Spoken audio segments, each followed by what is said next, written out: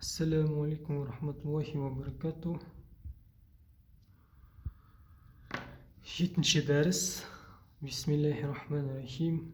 Алхамдулиллахи раббил алямин. Вассалату вассаламу аля сайидина ва хабибина ва шафиғина Мухаммад ва аля алихи ва асхабихи аджмаин.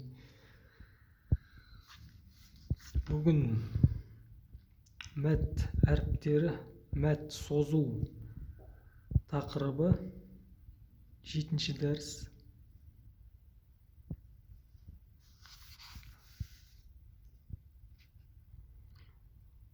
Бұл сызықша белгі екі харакатқа созылатын кезде қойылады.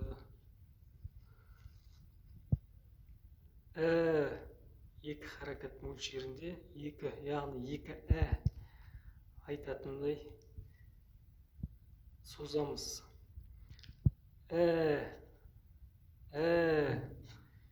И, у. Алдыңғы дәрісте И мен уды қалай дыбыстайтынын айтып кеттім. И, у. Бұл жерде И мен у созылмайды. Екі. Яны алдыңғы дәрісте қалай айтатын екі уауды қалай дыбыстайтын, қалай оқу керек екен, алдыңғы дәрістен қарасаңыз болады. И, у. Бұл жерде ешқандай созу белгісі қойылмаған. Бәлкім бұл жерде қоюға ұмытып кеткен шығар. Бірақ бұлай жазылса ешқашан созылмайды. Бұл тек фәтха алдыңғы дәрісте өткендей ол оқылады. Неге басылмай алған болуы керек. Негізі деп жерде алиф тұру керек. Деп екі харакатқа созылу керек еді. И, у, бә, би, бу. Осылай, осы екі жағдайда қосылып, қосылмай да жазылады. Себебі кейбір әріптер бір-бірімен жалғанбайды. Біреу жалғанса, біреу жалғанбауы мүмкін. Немесе екеуі де бір-біріне жалғанбайтын болып келіп қалған жағдайда осылай әрқайсысы жеке-жеке жазылады. Ал бұл жерде жалғанып тұр. Осылайда келе береді. Тә, ти, ту. Фә, фи, су. Сақауша. Жә, жи, жу. Хә, хи, ху. Ха, хи, ху. Дә, ди, ду. Фә, фи, су. Ра, ри, ру. Зә, зи, зу. Сә, си, су. Шә, ши, шу. Са, си, су. Да, ди, ду. Да, ди, ду. За, зи, су. Ай, ау. Ха, хи, ху. Фә, фи, фу. Қа, қи, қу. Кә, ки, ку. Лә, ли, лу. Мә, ми, му. Нә, ни, ну. Уә, уи, у. Бұл жерде алдыңғы дәрістегідей екі вау келіп тұр. У деп резко ерніңізді алға созасыз да, және одан кейін вау келіп тұр. Одан кейін бір вау айтатындай деңгейде созасыз болды. У хә хи ху я и ю. Бұл жерде де и дейсіз да, тағы бір я қосасыз. И ю.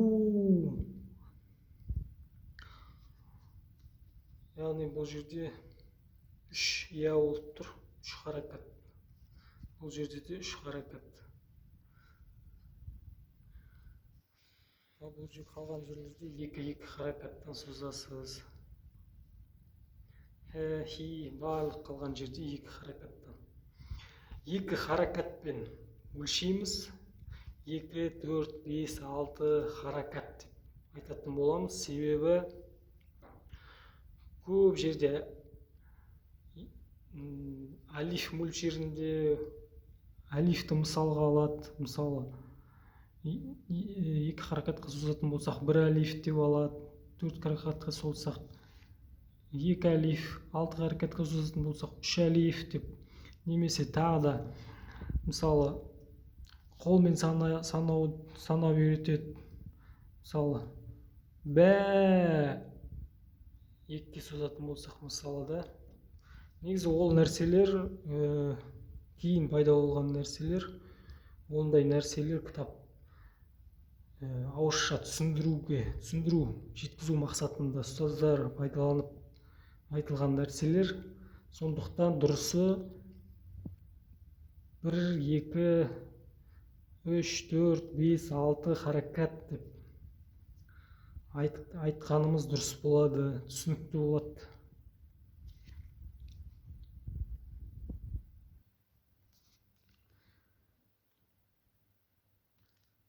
Бу, би, бә. Бұл жерде көрінбей қалып тұр. Бу, и, бә. Я. 2 нүкте тұр, я болады. Ю, би, я. Ту, хи, тә.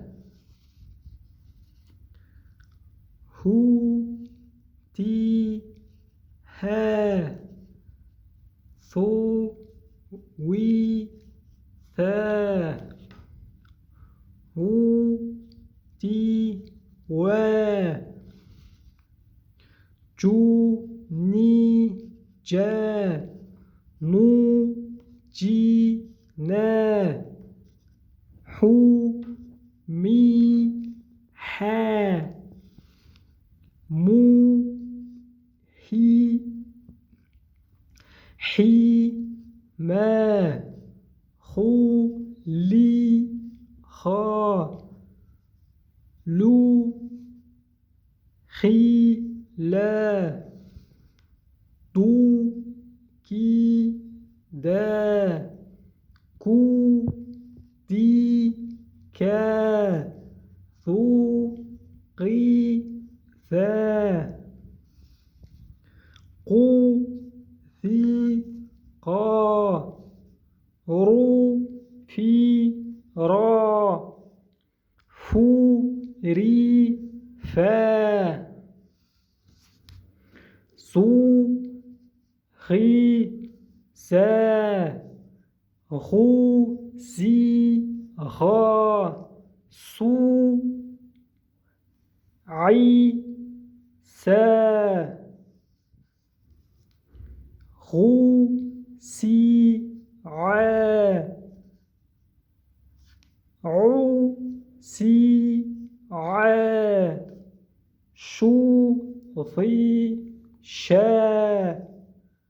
ضو، شي، ضا. صو، طي، صا. طو، صي، طا.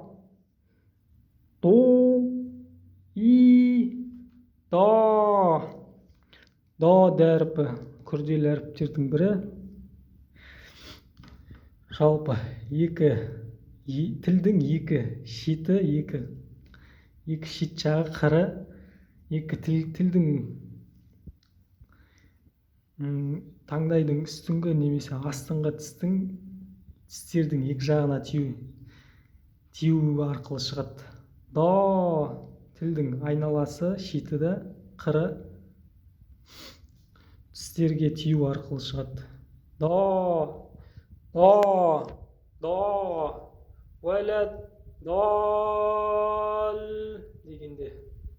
Уәләд сукунды болған кезде дыбыстау қиын, бірақ сәл көрсетуге тырысып көрейін. Уәләд.